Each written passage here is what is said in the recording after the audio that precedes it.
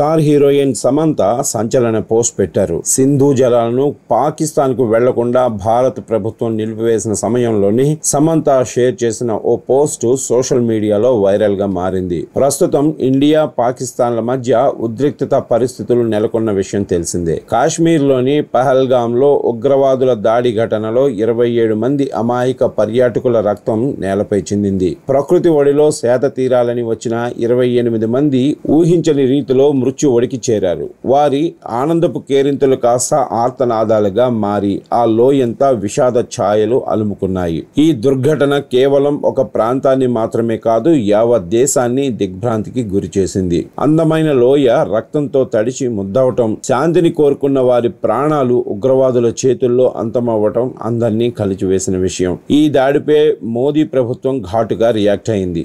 దీనికి సంబంధించిన వారిని ఎవరిని కూడా వదిలిపెట్టబోమని, ఎక్కడ దాక్కున్నా ప్రతీకారం తీర్చుకుంటామని ప్రధాని మోడీ హెచ్చరించారు. పహల్గామ్ లో జరిగిన ఉగ్రదాడిపై భారత ప్రభుత్వం సీరియస్ గా తీసుకుంది. దీని వెనుక పాకిస్తాన్ హస్తం ఉన్నట్టు భారత ప్రభుత్వం గట్టిగా నమ్ముతుంది. దీనికి సంబంధించిన ఆధారాలు కూడా ఉన్నట్టు తెలుస్తోంది. పాకిస్తాన్ పై భారత ప్రభుత్వం కఠినంగా వ్యవహరిస్తోంది.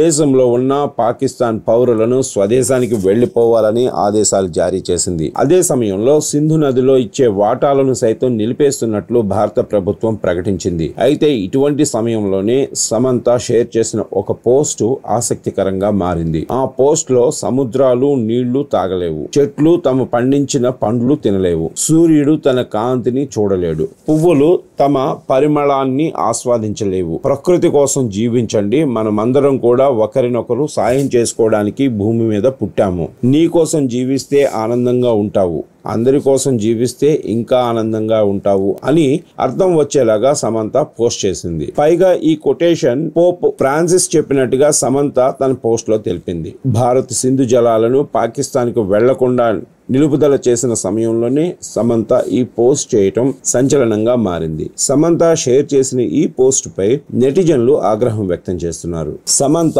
ఈ పోస్ట్ ద్వారా ఏం చెప్పాలని అనుకుంటున్నారని వారు ప్రశ్నిస్తున్నారు. తర్వాత కొన్ని గంటలకే సమంత తన పోస్ట్ ను డిలీట్ చేయడం జరిగింది. అయితే సమంత ఏ ఉద్దేశంతో ఆ పోస్ట్ షేర్ చేశారో తెలియదు, కానీ ప్రస్తుతం ఇండియా పాకిస్తాన్ పరిస్థితులకు తగ్గట్టు ఉండటంతో ఆమెపై నెటిజన్లు ఫైర్ అవుతున్నారు. దీనిపై సమంత క్లారిటీ ఇస్తారో లేదో చూడాలి.